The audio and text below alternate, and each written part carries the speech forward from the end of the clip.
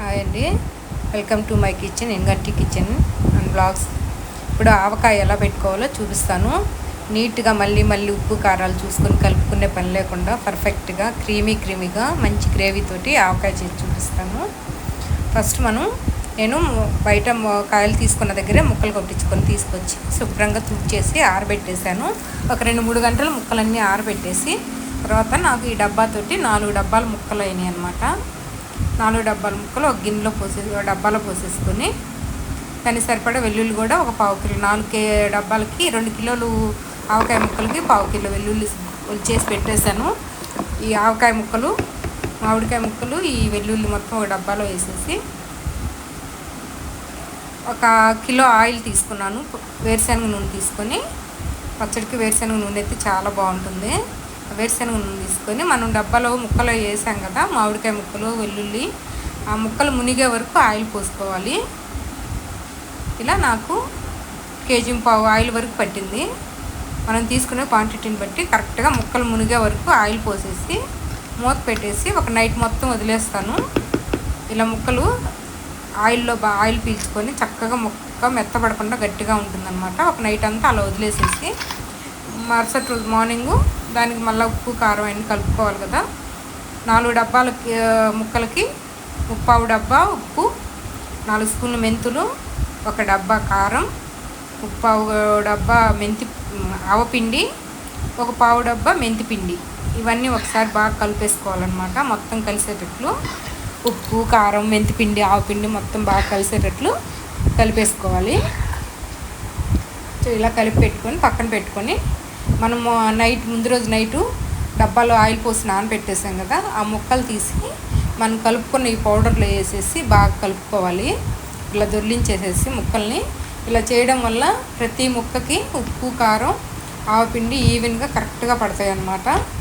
ఇలా ఆయిల్లో తీసి ముక్కలన్నీ ఇలా మనం రెడీ చేసుకున్న పౌడర్లో వేసేసి ఇంకో డబ్బా తీసుకొని ఆ డబ్బాలో ఇలా వేసేసుకోవాలన్నమాట.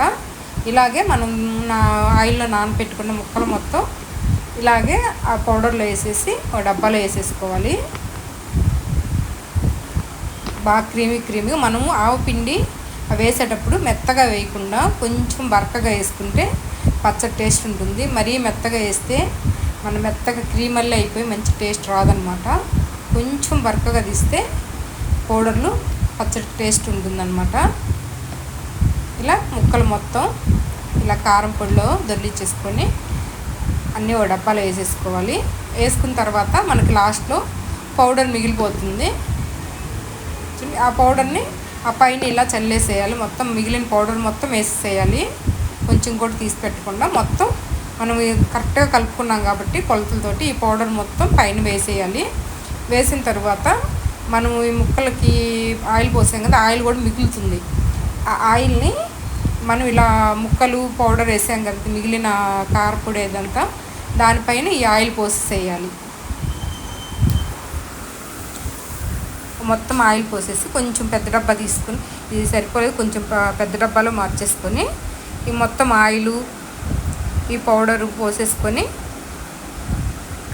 కలపద్దు, కలపకుండా అలా మూత పెట్టేసేసి ఒక 3 డేస్ ఉంచేద్దాము. ఇలా ఆయిల్ పైనుంచి పౌడర్ మొత్తం వేసేసి ఆయిల్ పైనుంచి మిగిలిన ఆయిల్ మొత్తం పైనుంచి పోసేసి ఇలా మూత పెట్టేసుకుంటే ఒక 3 డేస్ తర్వాత చూద్దాము. పచ్చడి రెడీ అయిపోతుంది. సూపర్ టేస్ట్ ఉంటుంది. అసలు ఒకసారి ఇలా ట్రై చేయండి, చాలా బాగుంటుంది పచ్చడి అయితే మాత్రం. ఇలా కలిపెట్టి 3 డేస్ తర్వాత తీసి చూశాను, మధ్యలో అసలు కలపద్దు. ఈ 3 డేస్ తర్వాత చూడండి అస్సలు ఎంత క్రీమీగా వచ్చిందో పచ్చడి, కలర్ఫుల్గా చాలా బాగా వచ్చింది. ఉప్పు, కారం, ఆయిల్ మొత్తం పర్ఫెక్ట్గా సరిపోయాయి అన్నమాట. ఇక మళ్ళీ వేయడము చూడటం అలా ఏమి ఉండదు. పర్ఫెక్ట్గా అన్నీ సరిపోతాయి. ఉప్పు, కారం, ఆయిల్ ఒకసారి మొత్తం పైనుంచి కింద నుంచి పైకి బాగా మొత్తం కలిసేటట్లు గరిటతోటి అడుగుది కూడా పైకి వచ్చేటట్లు మొత్తం కలుపుకొని ఒక గాజు సీసాలో తీసుకొని మనం స్టోర్ చేసి పెట్టేసుకుని మనకు కావాల్సినప్పుడు కొంచెం తీసుకొని వాడుకుంటూ ఉండొచ్చు. నేను ఒక పెద్ద గాజు సీసాలో తీసి స్టోర్ చేసుకున్నాను. డైలీ వాడుకోవడానికి ఒక చిన్న సీసాలో తీసుకొని పక్కన పెట్టేసుకున్నాను. ఈ పెద్ద సీసాలోది ఫ్రిడ్జ్లో స్టోర్ చేసేసుకొని చిన్న సీసా మనం బయట పెట్టుకొని వాడుకోవడానికి అనమాట. సూపర్ టేస్ట్ వచ్చింది. పచ్చడి అయితే చాలా బాగుంది. తప్పకుండా ట్రై చేయండి ఇలాగా. నేనైతే ప్రతిసారి ఇలాగే పెట్టేస్తాను ఆవకాయ. చాలా బాగా వచ్చింది. తప్పకుండా ట్రై చేయండి.